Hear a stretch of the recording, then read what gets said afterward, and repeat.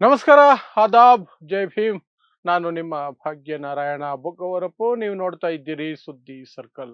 Hezbollah ಒಂದು century ಆಚರಣೆಯನ್ನ ಮಾಡ್ತಾ ಇದೆ. 100 ಹೊಡೆದಿದ್ದೀವಿ ಅಂತ ಆಚರಣೆ ಮಾಡ್ತಾ ಇದೆ. ಆ 100 ಏನು ಅಂದ್ರೆ ಇಸ್ರೇಲ್ ಆರ್ಮಿಯ ಮರ್ಕಾವಾ ಅನ್ನುವಂತಹ ಟ್ಯಾಂಕ್ಗಳು, ಯುದ್ಧ ಟ್ಯಾಂಕ್ಗಳನ್ನ ಹೊಡೆದು ಉರುಳಿಸಿದೀವಿ. 100 ಸೆಂಚುರಿ ಬಾರಿಸಿದೀವಿ. ಮಾರ್ಚ್ 2ನೇ ತಾರೀಕಿಗೆ ನಾವು ದಾಳಿ ಆರಂಭಿಸಿದ್ದು.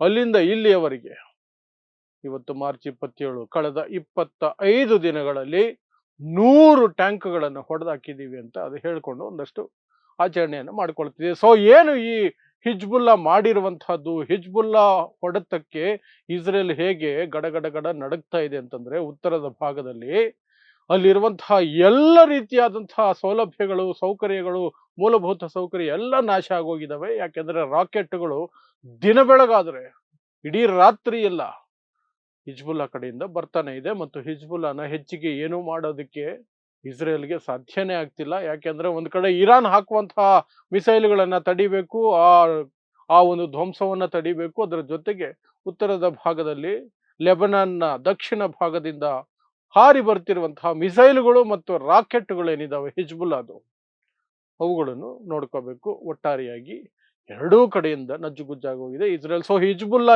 ಏನು ಮಾಡ್ತಿದೆ ಈ ಯುದ್ಧದಲ್ಲಿ, ಹಿಜ್ಬುಲ್ಲಾ ಯಾಕೆ ಇಷ್ಟು ತೀಕ್ಷ್ಣವಾಗಿ ಪ್ರತಿಕ್ರಿಯೆ ಕೊಡ್ತಾ ಇದೆ, ಅದರ ಬಗ್ಗೆ ಒಂದಷ್ಟು ಮಾಹಿತಿಯನ್ನು ಕೊಡುವಂತಹ ಪ್ರಯತ್ನವನ್ನ ಮಾಡ್ತೀನಿ. ಸೊ ಅದಕ್ಕಿಂತ ಮೊದಲು ಫೆಬ್ರವರಿ 28ನೇ ತಾರೀಕು ಮಾತುಕತೆಗಳ ನಡುವೆ ಇಸ್ರೇಲ್ ಮತ್ತು ಅಮೆರಿಕ ಇರಾನ್ ಮೇಲೆ ದಾಳಿ ಮಾಡಿದ್ದು ಮತ್ತು ಮೋಸದಿಂದ, ದ್ರೋಹದಿಂದ ಯುದ್ಧ ಆರಂಭಕ್ಕೆ ಮೊದಲನೇ ದಾಳಿಯಲ್ಲೇನೆ ಆಯತುಲ್ಲಾ ಅಲಿ ಖಾಮಿನಿ, ಇರಾನ್ನ ಸರ್ವೋಚ್ಚ ನಾಯಕನನ್ನ ಕೊಂದಿದ್ದು ನಿಮಗೆಲ್ಲ ಗೊತ್ತೇ ಇದೆ. ಅದಾದ ನಂತರ ಇರಾನ್ ಕಳೆದ 28 ದಿನಗಳಿಂದ ನಿರಂತರವಾಗಿ ಪ್ರತಿದಾಳಿ ಮಾಡ್ಕೊಂಡೇ ಬರ್ತಿದೆ. ಅದರ ಬಗ್ಗೆ ಮಾಹಿತಿಗಳನ್ನ ಬೇರೆ ವಿಡಿಯೋಗಳಲ್ಲಿ ಸಾಕಷ್ಟು ಕೊಡ್ತಾನೆ ಇರ್ತೀನಿ ಇನ್ನು ಮುಂದಕ್ಕೂ ಸಹ.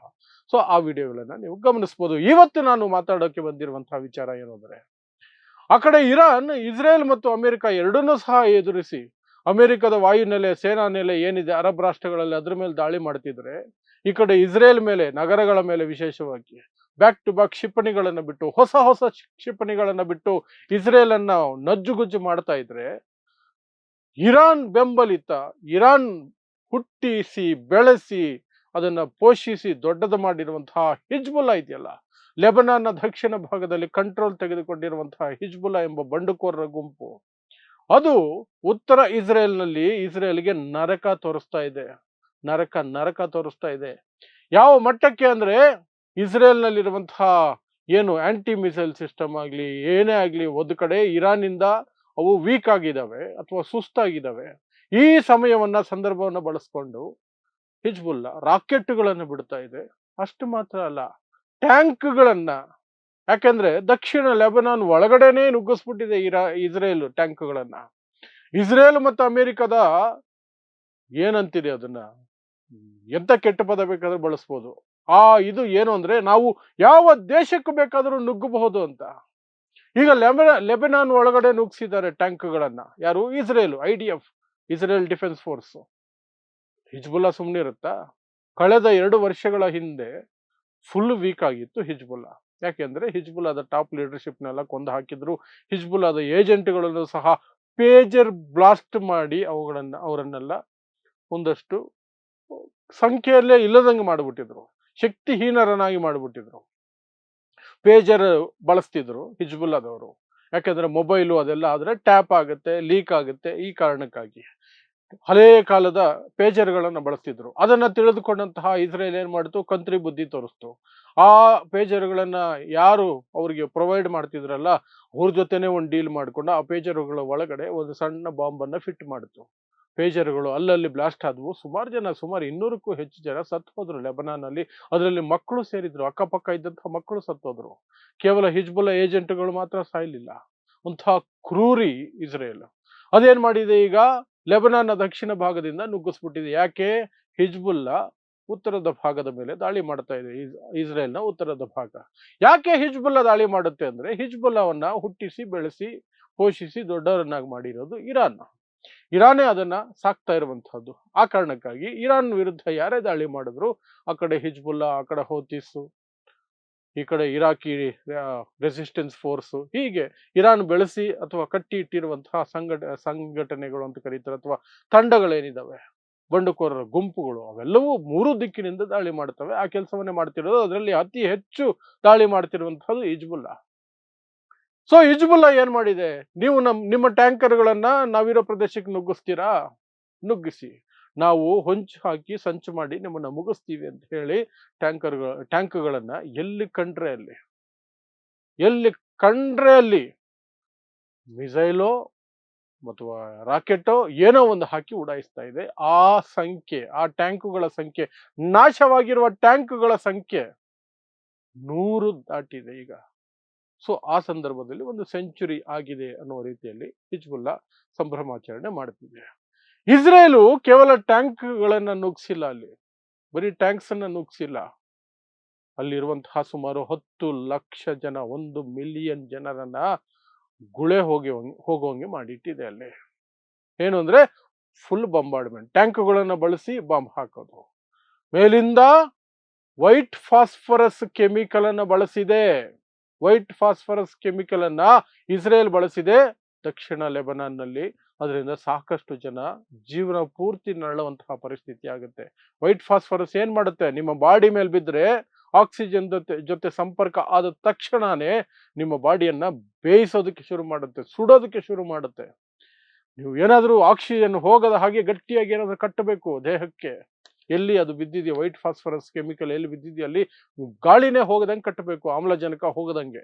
ಆಸ್ಪತ್ರೆಗೆ ಹೋಗಬೇಕು, ಆಸ್ಪತ್ರೆಗೆ ಹೋದ್ರೆ ದೊಡ್ಡ ಸವಾಲೇನು ಅಂದ್ರೆ ಕಟ್ಟು ಬಿಚ್ಚಿದ ತಕ್ಷಣ, ಅದು ಎಲ್ಲೇ ಇರ್ಲಿ ಕಟ್ಟು ಬಿಚ್ಚಿದ ತಕ್ಷಣ ಆಮ್ಲಜನಕದ ಜೊತೆ ಸಂಪರ್ಕಕ್ಕೆ ಬರುತ್ತಲ್ಲ, ಆಗ ಮತ್ತೆ ಉರಿಯೋದಕ್ಕೆ ಶುರು ಮಾಡುತ್ತೆ.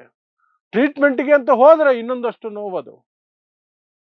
ಅಂತಹ ನೀಚ ಕೃತ್ಯವನ್ನ, ಕೆಮಿಕಲ್ ಅನ್ನ ಇಸ್ರೇಲ್ ಬಳಸ್ತಾ ಇದೆ.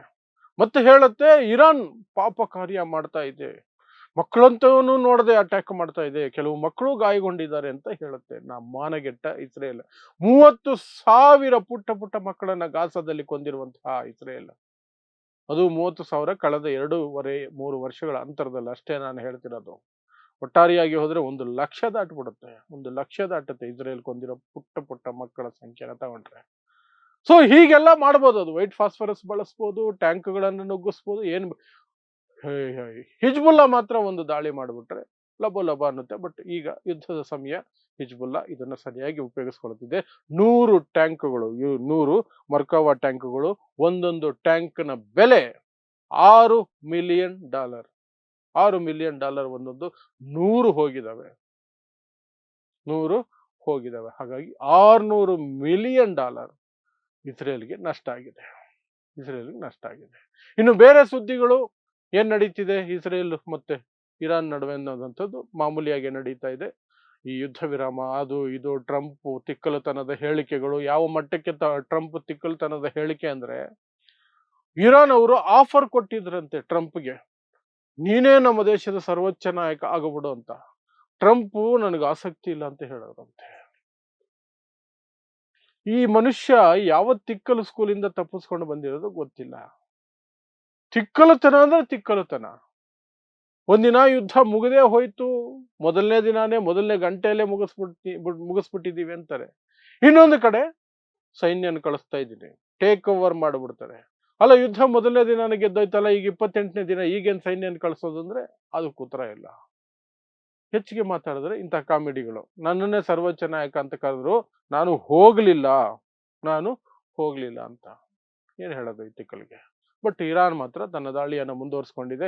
ಮಾತುಕತೆ ಅದು ಇದು ಅನ್ನೋದ್ರ ಬಗ್ಗೆ ಅರ್ಧ ಸತ್ಯ ಅರ್ಧ ನಿಜಾಂಶ ಇರುವಂತಹ ಸಾಧ್ಯತೆಗಳಿದ್ದಾವೆ. ಸೀಸ್ ಫೈರ್ಗೆ ಇರಾನ್ ಅಂತೂ ಸಿದ್ಧವಾಗಿಲ್ಲ. ಇರಾನ್ ಕೊಟ್ಟಿರುವ 5 ಪಾಯಿಂಟ್ಗಳೇನಿದ್ದಾವೆ, ಆ 5 ಪಾಯಿಂಟ್ಗಳಿಗೆ ಒಪ್ಕೊಂಡ್ರೆ ಮಾತ್ರನೇ ಸೀಸ್ ಫೈರ್ ಅಂತ ಇರಾನ್ ಸ್ಪಷ್ಟವಾಗಿ ಅಮೆರಿಕ ಹೇಳಿದೆ. ಆ 5 ಪಾಯಿಂಟ್ಗಳನ್ನು ಅಮೆರಿಕ ಒಪ್ಕೊಂಡ್ರೆ ಅಮೆರಿಕ ಮಂಡಿಯೂರಿ ಸರೆಂಡರ್ ಆಗಿದ್ದಕ್ಕೆ ಸಮ ಆಗುತ್ತೆ. ಸೊ ನೋಡೋಣ ಮುಂದೆ ಏನೇನಾಗುತ್ತೆ ಅಂತ. ಬಟ್ ಸದ್ಯಕ್ಕೆ ಹಿಜ್ಬುಲ್ಲಾ ಕಡೆಯಿಂದ ಬರ್ತಿರುವಂತಹ ಸುದ್ದಿ ಏನಂದ್ರೆ, ಸುಮಾರು 100 ಟ್ಯಾಂಕ್ಗಳನ್ನು ಹೊಡೆದಾಕಿದೀವಿ ಇಲ್ಲಿಯವರೆಗೆ. ಒಂದೊಂದರ ಬೆಲೆ $6 ಮಿಲಿಯನ್, $6 ಮಿಲಿಯನ್. ಅದರ ಸಂಭ್ರಮದಲ್ಲಿ ಹಿಜ್ಬುಲ್ಲಾ ಇದೆ ಅಷ್ಟೇ. ಸೊ ಇಂತಹದ್ದೇ ವಿಶೇಷ ಸುದ್ದಿಗಳಿಗಾಗಿ ನೋಡ್ತಾ ಇರಿ ಸುದ್ದಿ ಸರ್ಕಲ್. ನಾನು ನಿಮ್ಮ ಭಾಗ್ಯ ನಾರಾಯಣ ಬೊಗವರಪು.